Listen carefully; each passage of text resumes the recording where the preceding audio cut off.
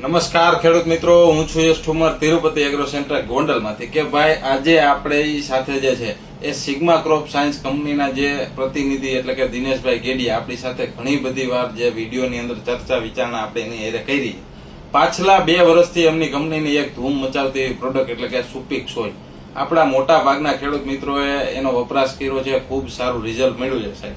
દેશી ખાતર જ્યાં જ્યાં ન ભરત હોય ત્યાં સુપીક સોઇલ વાપરે એટલે એના રિઝલ્ટમાં આપણે કાંઈ ઘટે નહીં.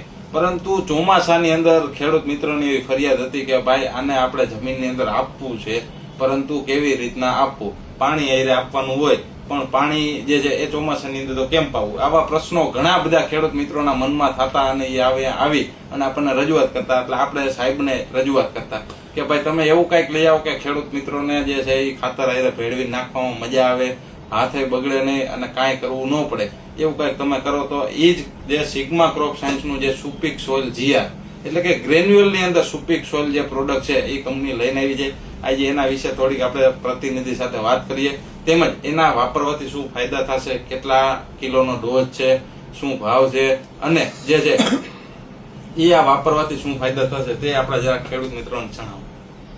નમસ્કાર ખેડૂત મિત્રો, વેપારી મિત્રો, મારું નામ દિનેશ ગેડિયા.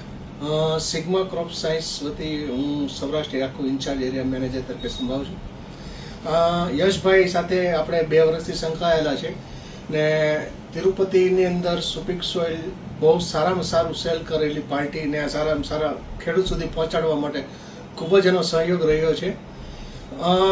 યશભાઈની ઘણીવાર અમારી સાથે કંપનીની ચર્ચા કરવામાં આવતી કે કંપનીની અંદર કે સાહેબ બહુ સારા રિઝલ્ટ છે પણ આને ચોમાસાની અંદર એપ્લાય કરવું એ બહુ થોડુંક પ્રોબ્લેમ આવું થાય છે, કેમ કે ચોમાસાની અંદર વરસાદ સતત આવતો હોય છે. ખેડૂતોને જ્યારે પાણી સાથે આપી ના શકાય તો એની માટે સુપીક સોઇલનું કોઈ સોલ્યુશન એવું લાવો કે ખેડૂત ચોમાસામાં પણ આનો સારી રીતે ઉપયોગ કરી શકે. તો યશભાઈ અને અમે ખેડૂત મિત્રોની આવી ધ્યાનમાં વાત લઈ ને સિગ્મા કંપનીએ આ વર્ષે જે પ્રોડક્ટ નવી લોન્ચ કરી છે એ સુપીક સોઇલ જીઆર, જે સુપીક સોઇલ યુઝ કરતા એ જ રીતે આ પ્રોડક્ટ છે પણ આને આપણે જીઆરમાં આપી છે કે ગ્રેન્યુઅલ ફોર્મની અંદર, કે જે ખેડૂતોને ખેતરમાં વાવવું હોય અથવા તો કોઈ પણ ખાતર સાથે આપવું હોય અથવા તો પાયામાં આપવું હોય તો પણ આનો ઉપયોગ કરી શકે છે. છાણિયા ખાતર મળવાના નથી ને આવનારા સમયમાં તો હજી નહીં મળે, કેમ કે કોઈને હવે ઢોર કે કોઈ વાયદા કરવા નથી તો લોકોને હાથ બગાડવા નથી, તો હવે એ શક્ય નથી કે આપણને છાણિયો ખાતર મળે, અને મળે તો બહુ મોંઘું મળે છે, લોકોને પોસાય એવી પરિસ્થિતિમાં નથી. તો સુપીક સોઇલ જે છે પ્રોડક્ટ તો છાણિયા ખાતરના ઓપ્શન તરીકે આપણે વાપરતા અત્યાર સુધી. તો સુપીક સોઇલ જીઆરને પણ એ જ રીતે વાપરી શકીએ છીએ.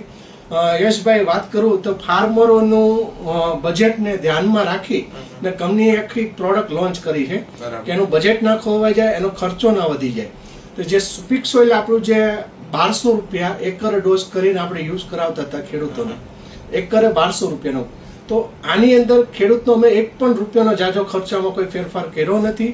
માત્ર 1250 ખાલી 50 રૂપિયાનો જે ગ્રેન્યુઅલ ફોર્મનો જે ખર્ચો આવ્યો છે બીજો અધર ને ખાલી ડોલ, તો એ કંપનીએ પોતાનું બજેટમાં ખર્ચો થોડોક વધારે લીધો છે પણ ફાર્મરનું કોસ્ટિંગ મીડિયમ રહે ને એકરે 1250 એટલે એકરે 10 કિલોનો આનો ડોઝ છે, જે એકરે ઘરે ખેડૂતોને પોસાય એવું છે.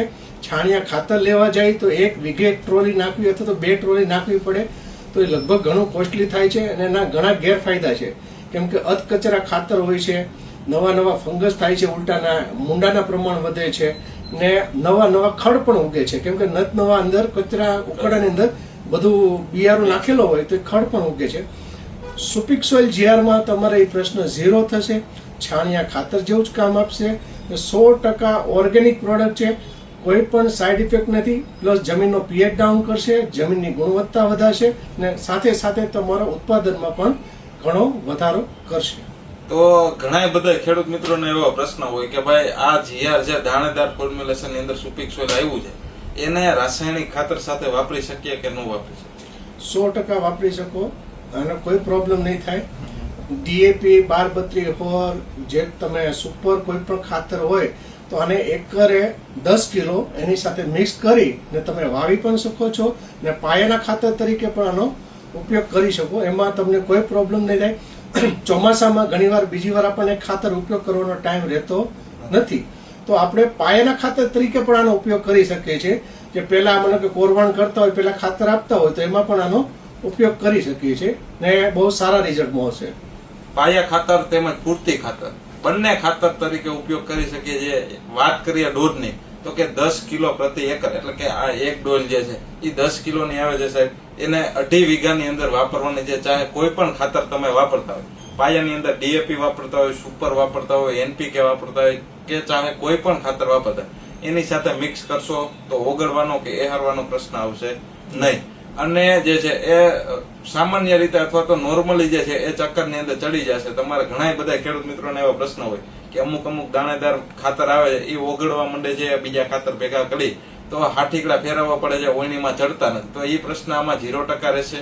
મિક્સ કરી અને તમારે વાવી દેવાનું. અથવા તો જો તમે પાયાની અંદર ખાતર વાવી દીધું છે, આપણે જે આ વિડીયો જોવામાં તમારે મોડું થઈ ગયું છે, તો તમે પૂરતી ખાતર એટલે કે 40-45 દિવસે કોઈ પણ ખાતર નાખો છો, તેની સાથે જો ઉપયોગ કરવામાં આવશે તો જમીનને એકદમ પોચી અને ભરભરી કરશે કે જેનાથી હવાની અવર જવર છે એ જમીનની અંદર વધશે. અને જે સૂક્ષ્મ જીવોની ગતિવિધિ છે જમીનની અંદર, જે બેક્ટેરિયલ જે ગતિવિધિ થતી હોય એને પણ ફાસ્ટ કરશે અને એને ખોરાક પૂરો પાડવાનું કામ કરશે કે જેનાથી છોડો એકદમ લીલો તંદુરસ્ત અને જે એના સૂયાની સંખ્યા છે અથવા તો જે કપાસની અંદર ગ્રીનરી છે, કુણીપ છે, વધશે.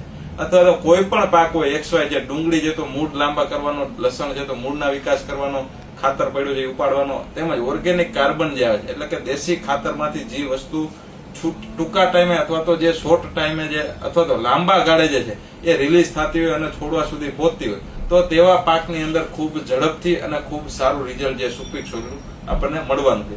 વાત કરીએ કે કેટલા ટાઈમના જે રિપીટ ડોઝ જે ખેડૂત મિત્રો આપણે આને આપી શકે? જ્યારે કોઈ 90 દિવસના પાક હોય છે, કોઈ 120 દિવસના હોય, ઘણા હોય છે કે આપણે 200 દિવસ સુધી પણ કોટન આપણે લાંબા સમય સુધી ખેંચતા હોઈએ.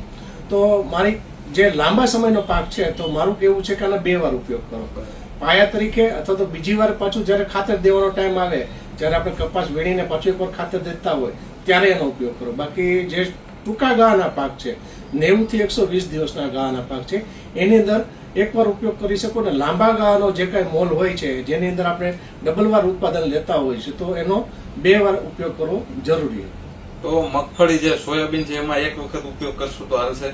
તેમજ જે કપાસ છે, મરચી છે, તુવેર છે, આવા જે લાંબા ગાળાના પાક છે તેની અંદર તમે 2 થી 3 વખત જો ઉપયોગ કરશો તો ખૂબ સારા પરિણામ જે છે એ તમને મળવાના. જે છોડવા જે ઠાકી જતા છે, જમીન ઠાકી જતી છે અથવા તો જે નખાતરી જમીન છે એની અંદર તમે આનો ઉપયોગ કરશો તો ખૂબ સારા રિઝલ્ટ તમને નરી આંખે દેખાય એવા મળવાના છે. વાત કરીએ કે ભાઈ તમારે જે છે એ આ વસ્તુ છે એ ક્યાંથી મળશે, તો આજુબાજુના લગભગ બધા એગ્રોમાંથી તમે તપાસ કરશો, સારા એગ્રો તો તમને ત્યાંથી મળી જાય. તેમજ જે છે એ તમે જાજુ ન વાપરો તો કાંઈ નહીં, પરંતુ 10 કિલોની સાહેબ એક ડોલ તમે ગમે ત્યાં 2.5 વીઘામાં વાપરશો અને બાજુમાં તમે બીજા XYZ કોઈ પણ ખાતર વાપરશો તો તમને નરી આંખે રિઝલ્ટ દેખા. પાકે ત્યાંથી લઈ અને ઉત્પાદન આવશે અને ક્વોલિટી વાળું ઉત્પાદન આવશે. એ આપણે જવાબદારીથી કહી છીએ કે તમે એકવાર વાપરશો તો તમે ચાહક બની જાઓ. અસ્તુ, જય હિન્દ, જય ભારત. અન્ય કોઈ પણ માહિતી જોઈતી તો જરૂર અને જરૂર અમારો અથવા તો દિનેશભાઈનો સંપર્ક કરો. આભાર. નમસ્કાર.